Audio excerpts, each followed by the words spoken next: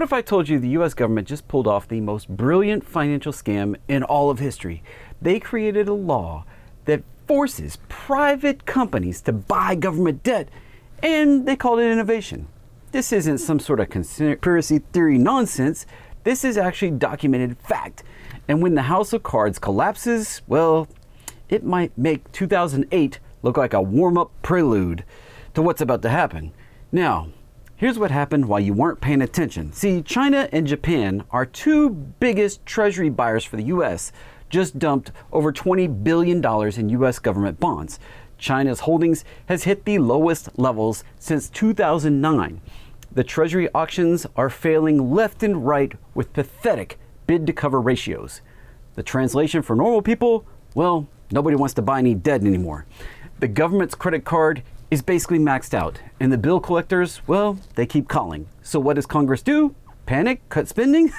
Oh no, that would be way too easy and honest. Instead, they passed the Genius Act. And yes, they actually called it that because nothing says, hey, we're not desperate, like naming your bailout bill after yourself.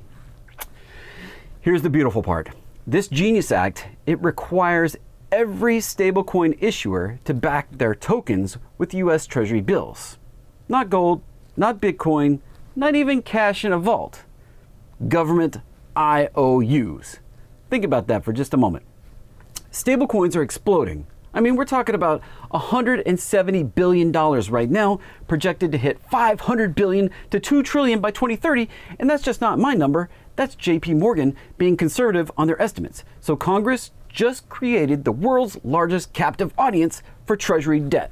Tether, Circle, all the other major players, they're now forced to buy Treasuries. It's kind of like making every McDonald's customer buy government bonds with their Big Mac money.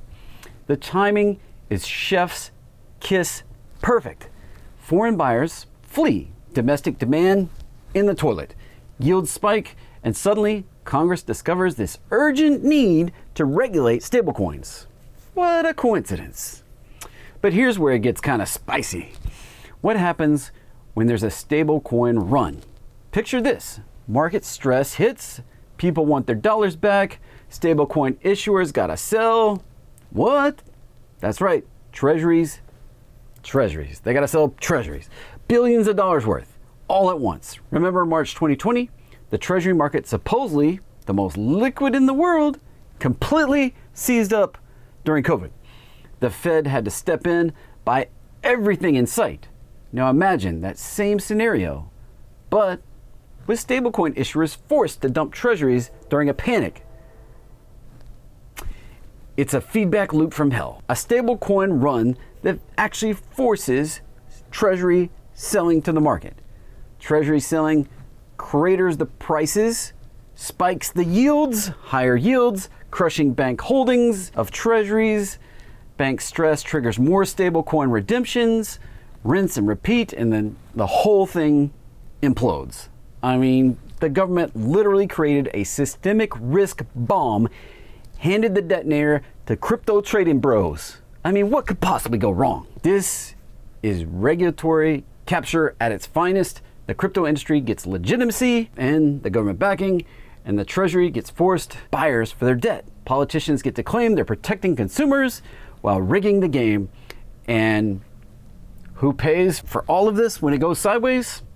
You and me, the taxpayer of the United States. The pension funds, the retirees that thought government bonds were safe. Bravo, Congress. You took the one asset class that people trusted and turned it into the foundation of a crypto Ponzi scheme. That takes real talent. Look, I'm not saying stablecoins are evil or that crypto is doomed to fail, but when the government starts mandating what private companies have to buy, that's no longer a free market. That's central planning with extra steps. And central planning, well, it always kind of ends the same way, with a crash, a bailout, and regular people just like us holding the bag while the insiders cash out. This Genius Act isn't genius, it's desperation dressed up as innovation. And when this artificial demand vaporizes and completely disappears, and it will, the treasury market is going to learn what real price discovery looks like, So what do? In the meantime, first you got to understand what you're invested in. If you own stable coins, you are now indirectly exposed to the Treasury risk, whether you like it or not. If you own Treasury bonds, you're now tied to the crypto market and all of its mood swings. Second, diversify. When artificial demand props up any market out there, smart money always seems to find the exits before the music stops. And third, remember this moment right here, because when the headlines read, "Stablecoin crisis triggers Treasury market meltdown," you know it wasn't an accident. It was all engineered. The house always wins, until it doesn't. And when $500 billion in forced Treasury demand becomes $500 billion in forced Treasury selling, we're all going to find out what happens when you build a financial system on government IOUs and these lofty crypto dreams. Don't say nobody warned you, all right? If you find one of these two videos helpful, maybe click on it, watch it. Click subscribe. I'll see you later. Bye for now.